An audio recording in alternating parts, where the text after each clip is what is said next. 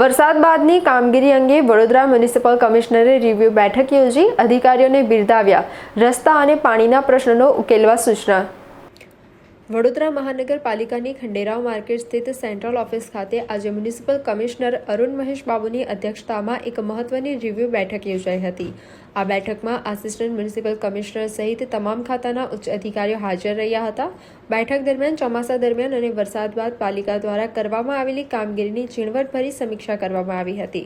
Municipal કમિશનરે જણાવ્યું હતું કે પૂર્વ આયોજન અને સફાઈ કામગીરીને કારણે શહેરમાંથી વરસાદી પાણીનો ઝડપથી નિકાલ શક્ય બન્યો છે. આ કામગીરી બદલ તેમણે તમામ અધિકારીઓ અને કર્મચારીઓની કામગીરીને બિરદાવી અભિનંદન પાઠવ્યા હતા. આ ઉપરાંત વરસાદ બાદ શહેરમાં ઠેર ઠેર સર્જાયેલા ખાડાઓની સમસ્યા અંગે પણ બેઠકમાં ગંભીર ચર્ચા કરવામાં આવી હતી.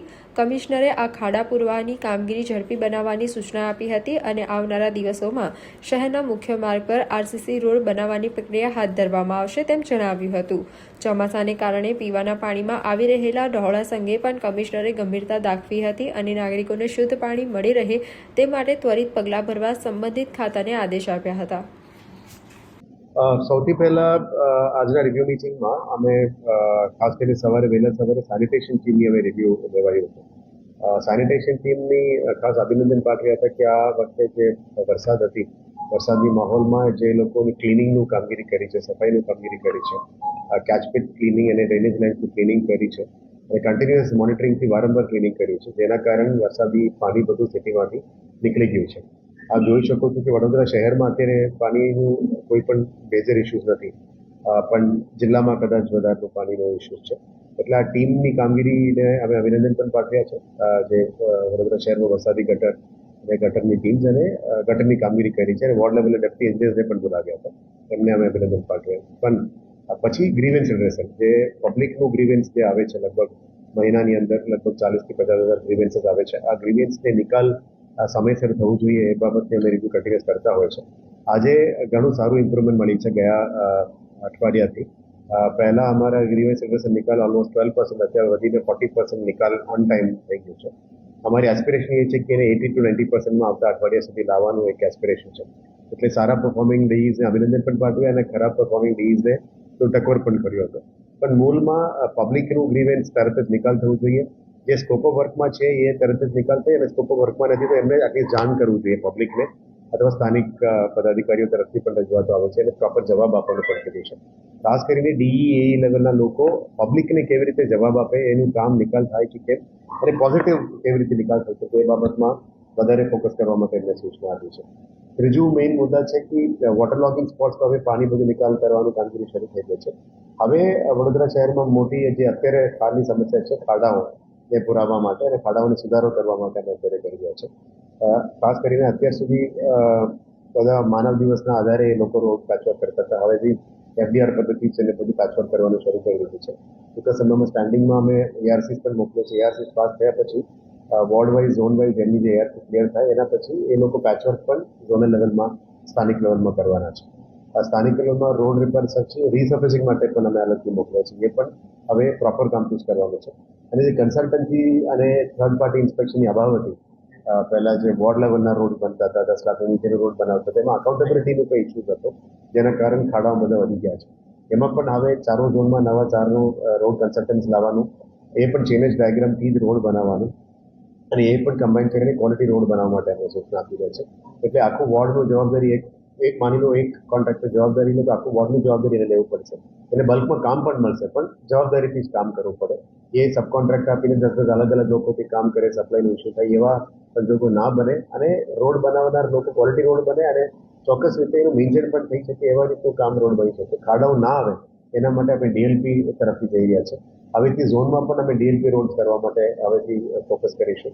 અને ખાસ કરીને મોટાભાગમાં જે પોસિબિલિટી છે એમાં જે 18 મીટરનો ઉપરવાળો રોડમાં તો તમામમાં આરસીસી પોસિબલ નથી, ત્યાં મેક્સિમમ પોસિબલ છે અમે ડામર રોડ કરીશું. પણ 18 મીટર નીચે જ્યાં આરસીસી રોડ બની શકે, અત્યારે રાજ્ય સરકાર તરફથી પણ સૂચના આવી રહ્યા છે એટલે અમે આરસીસી રોડ બનાવવા માટે અને મેક્સિમમ લેવા માટે નક્કી કરીશું. કદાચ થોડું બજેટ વધશે, એક્સપેન્સિસ વધશે, પણ આ પરમનન્ટ સોલ્યુશન આપણા માટે થઈ શકે. 10 વર્ષ સુધી કોઈ ડેમેજ ના થાય, 15 વર્ષ સુધી કોઈ ડેમેજ ના થાય એવા રોડ બનાવવાનું હોય તો વડોદરા શહેરમાં એ પણ અમે બનાવવા માટે તૈયારીઓ શરૂ કરી દીધી છે. સાથે સાથ જે એમપી એમએલએ રજૂઆતો, કાઉન્સિલરની રજૂઆતો, પદાધિકારીઓની રજૂઆતો, એ તાત્કાલિક ધોરણે કામ નિકાલ થવું જોઈએ, પબ્લિકની રજૂઆતનો નિકાલ થવો જોઈએ અને એમને સેટિસ્ફેક્ટરી જવાબ રાઇટિંગમાં અથવા વર્બલી ફોન ઉપર આપવા માટે પણ તમામ project department, engineers, sanitation team અને તમામ ડિપાર્ટમેન્ટને કીધું છે. ખાસ કરીને અત્યારે ગાર્ડન્સમાં લગભગ 8 નવું ગાર્ડન અમારું ઊભી થઈ ગયું છે. એ ધીરે ધીરે આવનારા દિવસોમાં અમે પદાધિકારી જોડે ચર્ચા કરીને આવનારા દિવસોમાં એક ગાર્ડનનું પણ અમે લોકાર્પણ કરીશું. હવે જે રોપા વિતરણ કાર્યક્રમ છે એ પણ આપણા માટે એક બહુ સક્સેસ છે. ઘણા બધા પોઝિટિવ રિસ્પોન્સ પબ્લિકમાંથી આવી રહ્યા છે અને એક્સપાન્ડ કરી રહ્યા છે. હવે દરેક વોર્ડ્સમાં, દરેક ઝોન્સમાં મોટાભાગના પબ્લિક સ્પેસીસમાંથી અમે ડિસ્ટ્રીબ્યુશન કરી રહ્યા છે. સેકન્ડ, અત્યારે હેલ્થ ઉપર પણ વધુ ફોકસ કરી રહ્યા છે કે કમ્યુનિકેબલ ડિસીઝીસ ના વધે, કોઈ સ્પોરાડિક ઇસ્યુઝ ના આવે, એના માટે જે સ્ટરલાઇઝેશન છે, રસીકરણ છે, પ્રિવેન્શન એક્ટિવિટીઝ છે, એન્ટીમેલેરિયલ એક્ટિવિટીઝ છે, વેલેરિયન એક્ટિવિટીઝ છે, કમ્યુનિકેબલ ડિસીઝ પ્રિવેન્શન એક્ટિવિટીઝ છે. દરેક એમઓએચ અને દરેક ડેપ્યુટી એમઓએચ અને વોર્ડ લેવલમાં અને હોસ્પિટલ લેવલમાં પણ રિવ્યુ કરવાનું કીધું છે. બીજી એક સમસ્યા છે કે અત્યારે ધીરે ધીરે રોડ ઉપર દબાણો વધતા જાય છે. એ દબાણો હવે ચોમાસા પછી દૂર કરવાની પ્રક્રિયા પણ શરૂ કરીશું. હવેથી ડિસેન્ટ્રલાઇઝ સિસ્ટમ દબાણ ડિપાર્ટમેન્ટમાં લાવવાના પ્રયત્ન કરી રહ્યા છે, જેથી કરીને ઝોન લેવલમાંથી જ દબાણ ટીમ બધું ઓપરેટ કરે. સેમ વિથ કેટલ, જે ગાયો પકડવાની ટીમ, જોડનના ટીમ, સ્ટરલાઇઝેશનની ટીમ, તમામ ઝોન લેવલમાંથી મોટાભાગમાં કામો કરે એવા પ્રયત્ન ચાલી રહ્યા છે. હવે ટ્રક્સ અને કેટલ ગાડી અને બોલેરોસ ટૂંકા સમયમાં આવશે. એના પછી જે એન્ક્રોચમેન્ટ છે સિટીમાં એ વધારે મેક્સિમમ સુપ્રીમ કોર્ટનું પણ ગાઈડલાઈન આવી ગયું છે કે ફૂટપાથ ઉપર દબાણ ના થવું જોઈએ. એ બધા ઉપર આવનારા દિવસોમાં મેક્સિમમ અમે ફોકસ કરીશું. પણ અત્યારે રોડ રસ્તા સરખો કર્યા પછી આના ઉપર જઈશું, કારણ કે પહેલા રોડ રસ્તા આપણા માટે પ્રાયોરિટી છે. સાથે સાથે અત્યારે પીવાના પાણીમાં પણ ટર્બિડિટી વધી ગયું છે. આમ જોઈ શકો છો કે થોડું બ્રાઉન કલર પાણી આવે છે. એ અત્યારે વરસાદી પાણીનું મિક્સિંગ અને ક્લિનિંગના કારણે થઈ રહ્યા છે. છતાં પણ અમે વોટર ટ્રીટમેન્ટ પ્લાન્ટમાં વધારે ટ્રીટમેન્ટ કરી રહ્યા છે. જે પેન્શનમાંથી આવી રહ્યા છે એના માટે સુપરક્લોરિનેશન શરૂ કરી રહ્યું છે. આવનારા દિવસોમાં જે ડ્રેનેજનું કામ ચોમાસા દરમિયાન બંધ હતી એ પણ રઝ્યુમ કરવાનું અત્યારે નહીં, અઠવાડિયા પછી શરૂ કરીશું. કારણ કે હજી પણ એક નાનું આગાહી છે, કદાચ વરસાદ આવી શકે એવો આગાહી છે. એ જોઈને અમે કામગીરી કરીશું. પણ હવે જેટલા મશીન્સને પણ અમે ઝોનલ લેવલમાં લાવીને કરવાનું નક્કી કરી દીધું છે. સાથે સાથે અત્યારે ordinary pumping stations to STP to લાઇનનું સાઇઝ બધું નાનું છે. અત્યારે 50% કેપેસિટીમાં અમે ઓપરેટ કરીએ છીએ. આવનારા દિવસોમાં એ પણ એક્સપેન્ડ કરવું પડે અને કોમ્પ્રિહેન્સિવ ડ્રેનેજ પ્લાન સિટીમાં જે નથી એ પણ કરવાની જગ્યા છે. તો ધીરે ધીરે વિશ્વામિત્રી પ્રોજેક્ટ સાથે સિટીમાં comprehensive storm water drainage evacuation system પણ કરી છે, જેથી કરીને સિટીમાં ફરી પૂર જેવું પરિસ્થિતિ ક્યારે પણ ના આવે એના માટે પ્લાનિંગ કરીશું લોંગ ટર્મ. આજે સાંજે વિશ્વામિત્રી પ્રોજેક્ટનું કામ ચાલે છે, અત્યારે બંધ છે વરસાદના કારણે. એ પણ કેવી રીતે રિઝ્યુમ કરી શકાય એ પણ અમે હવે પ્લાનિંગ કરીશું.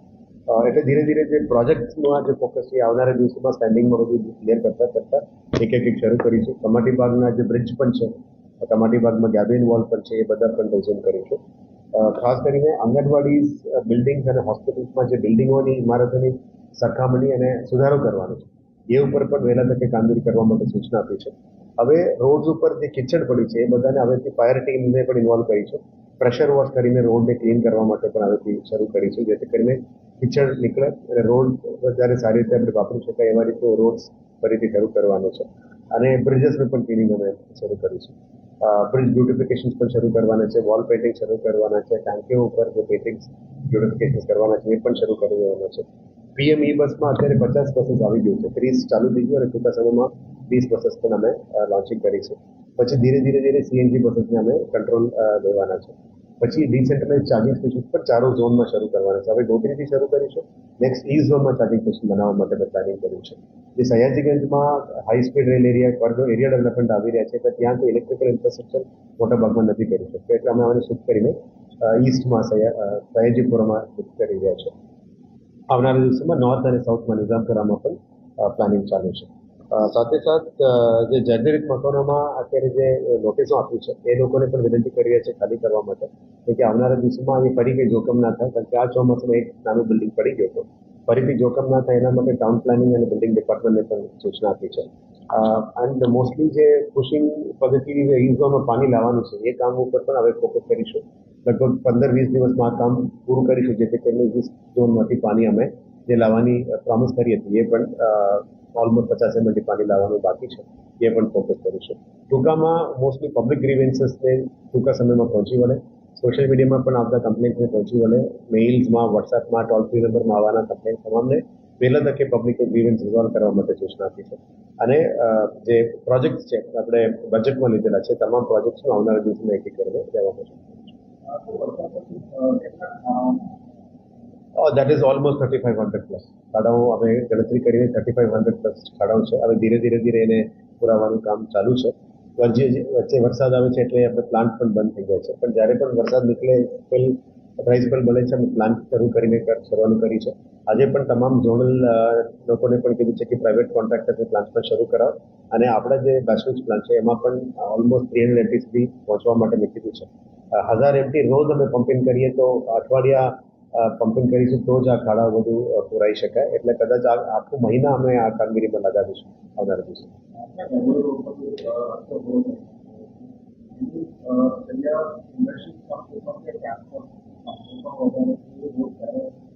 જોવું પડશે. ઇન્ડિવિજ્યુઅલ કેસ ટુ કેસ બેઝમાં અમે આ 4 અલગ પ્રકારનું કર્યું છે. એક ઝોનલ લેવલમાં રોડ રિપેર, ઝોનલ લેવલમાં રિસર્ફેસિંગ અને નવા રોડ્સ, પ્રોજેક્ટ લેવલમાં આરસીસી રોડ અને પ્રોજેક્ટ લેવલમાં મેજર રોડ. આ તમામ આવનારા દિવસમાં કરવાના છે. પણ ઇન્ડિવિજ્યુઅલ કેસ ટુ કેસ બેસિસમાં કે ઇસ્યુઝ હોય તો અમે જોવું પડશે અને અમે પ્રોજેક્ટ ડિપાર્ટમેન્ટને એમાં પણ ચેન્જીસ કરવાનું છે.